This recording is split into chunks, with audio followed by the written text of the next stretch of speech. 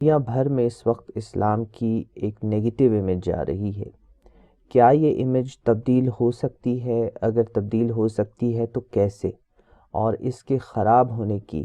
کیا وجوہات ہیں؟ یہ سوال ہم سب کا سوال ہے۔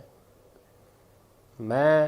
پوری دنیا میں جہاں کہیں بھی لوگوں کے پاس گیا ہوں،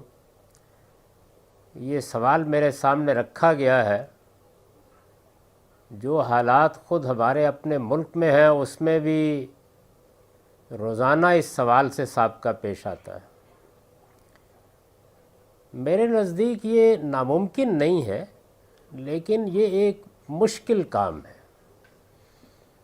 یعنی اگر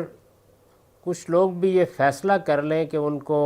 اللہ کے دین کو اس کی صحیح صورت میں پیش کرنا ہے، تو انسانی تاریخ گواہی دیتی ہے کہ اس سے پہلے بھی کامیابی ہوئی ہے، اب بھی اللہ کی عنایت سے ہوگی، تاہم یہ ایک مشکل کام ہے۔ اور اس کی وجہ یہ ہے کہ اس وقت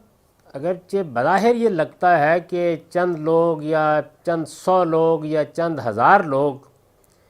ایسی سرگرمیوں میں مصروف ہیں جس سے اسلام کا چہرہ مسخ ہوتا ہے یا اس کا غلط تعارف لوگوں تک پہنچتا ہے، بظاہر یہ لگتا ہے۔ لیکن اگر آپ دقت نظر سے اندر اتر کر دیکھیں تو یہ بات بالکل واضح ہو جاتی ہے کہ ہمارا موجودہ مذہبی فکر بحیثیت مجموعی اسلام کو جس طرح پیش کر رہا ہے، اس کے نتائج یہی کچھ ہو سکتے ہیں۔ تو جب پورا کا پورا مذہبی فکر بحیثیت مجموعی ایک صورتحال کو اس طرح نمایاں کر رہا ہو، تو اس کی غلطی واضح کرنا، لوگوں کو اس پر متنبع کرنا، یہ ایک مشکل کام بن جاتا ہے۔ میرے نزدیک اس کے لیے 3 چیزیں ضروری ہیں۔ ایک، جس کو میں کاؤنٹر نیریٹو کہتا ہوں، یعنی اس وقت اسلام کا ایک سیاسی نیریٹو دنیا بھر میں عام کر دیا گیا ہے، یونیورسٹیوں میں پڑھایا گیا ہے، مدارس میں اسی پر لوگوں کی تربیت ہوئی ہے،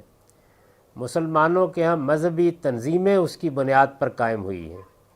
بڑی بڑی تحریکیں اسی کی بنیاد پر اٹھی ہیں۔ اس مذہبی نیریٹو کا از سر نو جائزہ لینے کی ضرورت ہے۔ میں نے اپنے علم اور اپنے مطالعے کی حد تک،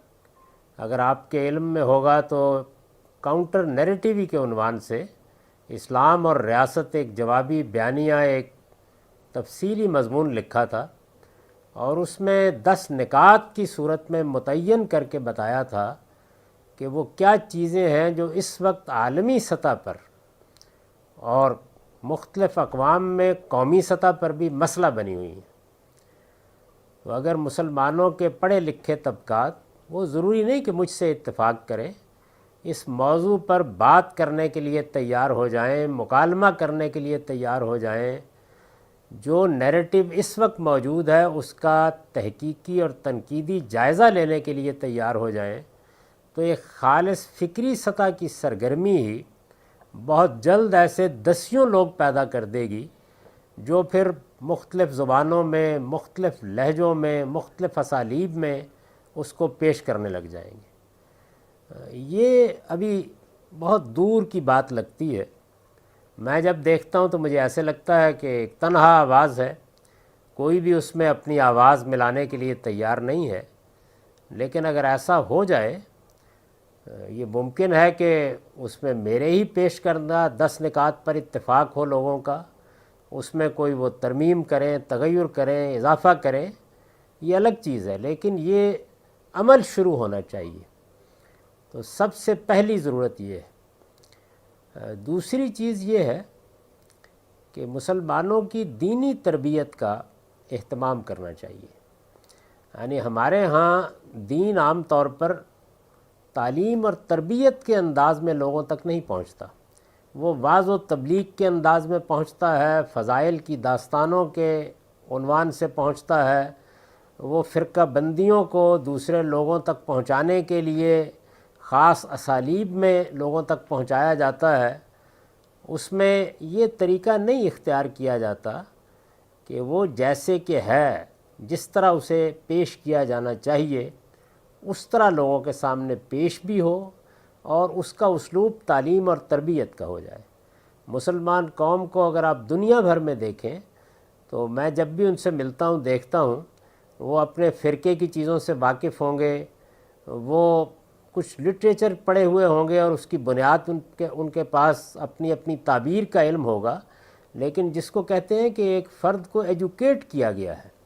یہ چیز نہیں ہوتی۔ ایجوکیشن میں اس کو کہتا ہوں کہ جو شخص بھی کوئی نقطہ نظر رکھتا ہے، اور وہ مختلف ہو سکتا ہے، لیکن وہ یہ جانتا ہو کہ یہ نقطہ نظر کیوں ہے،